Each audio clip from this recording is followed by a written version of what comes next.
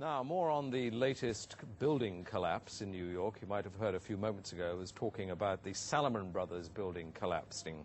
And indeed it has. Apparently that's only a few hundred yards away from where the World Trade Center towers were. And it seems that this was not a result of a new attack. It was because the building had been weakened during this morning's attacks. We'll probably find out more now about that from our correspondent, Jane Stanley. Jane, what more can you tell us about the Salomon Brothers building and its collapse? Well, only really what you already know. Details are very, very sketchy. There's almost a sense downtown in New York behind me, down by the World Trade Centers, of just an area completely closed off as the rescue workers try to do their job. But this isn't the first building that has suffered as a result. We know that part of the Marriott Hotel next to the World Trade Center also collapsed as a result of this huge amount of falling debris from 110 floors of the two twin towers of the World Trade Center.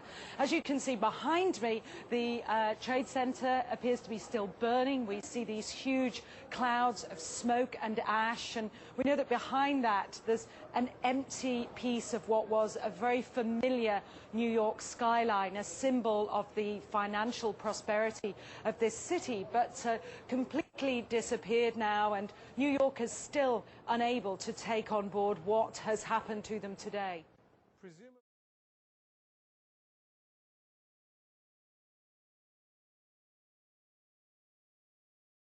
World Trade Center 7 was brought down on September 11th at 5:20 in the evening. The leaseholder of the World Trade Center complex, Larry Silverstein, gave a public interview on PBS in 2002, and he said that they pulled that building, which is a demolition term for intentionally bringing down a building. This man made over $5 billion from those buildings' destruction, and I want to know if there was ever a formal investigation into Larry Silverstein, the leaseholder of the World Trade Center complex, and his ties to this entire event. I don't believe there's been a formal investigation. I haven't heard that. I don't know that. I do know that that wall, I remember, was in danger, and I think that they made a decision based on the danger that it had of destroying other things, that they did it in a controlled fashion.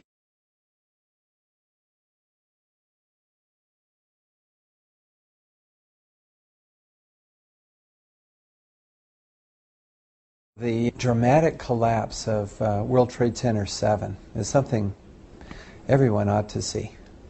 I suspect that few have actually looked at it to date. It's very dramatic. It would be helpful actually to show a demolition of some other building, which we know is controlled demolition. So you can see how it dips in the middle and comes straight down and rapidly. And also you see coming off the sides these jets of gas and debris, smoke puffing out of there. And that's very typical of explosive demolition. All these characteristics, the straight down fall and the rapid fall. And then you would look at, for comparison, Building 7, and you can see what I mean. It really does look like an explosive demolition. Zie je vanaf boven gaan? Nee, je gaat vanaf onder. Die gaat vanaf onder, ja. Toch? Ja. Ze hebben gewoon kolommen weggeblazen. Er is nagesprongen. Dit valt anders dan het World Trade Center. Vind je niet dan? Ja, je ziet het, de onderste verdiepingen gaan eerst. Ja, en de rest zakt er gewoon in. Dus dit is controlled demolition. Zeker weten. Zeker weten. Er is nagesprongen. Dit is in opdracht gebeurd. Dit heeft een team gedaan van experts. Maar dit is ook op 11 september gebeurd. Dezelfde dag? Dezelfde dag. Dezelfde dag? Weet je dat zeker? Ja.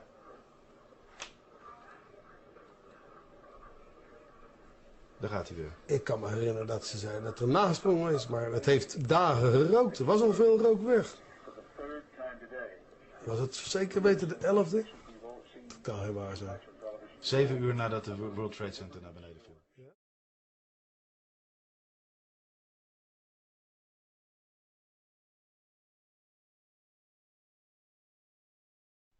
The government investigated the collapse of this building. However, after 7 months of investigating, their conclusion was they have no idea why the building collapsed. A few months later, the landlord of the building, Larry Silverstein, announced on television that the fire department demolished the building.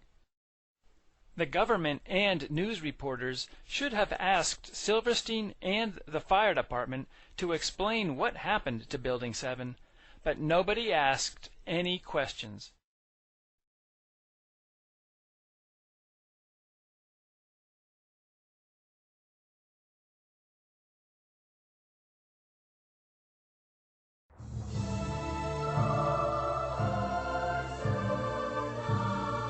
Let's look carefully at the collapse itself.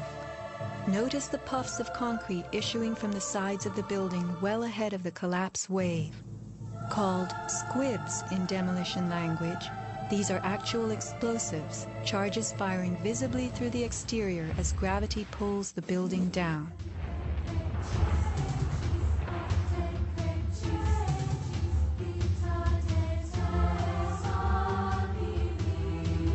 Here are more.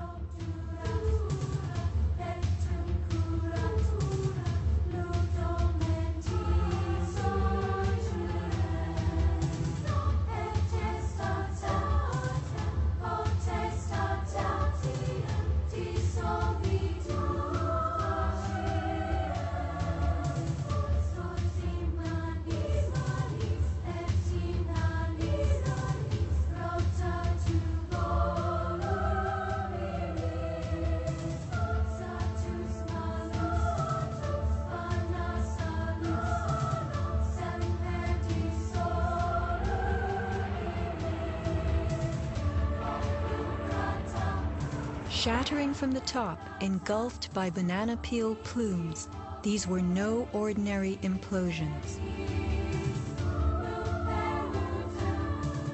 The Twin Towers each consisted of 3 multi-story buildings set on top of one another.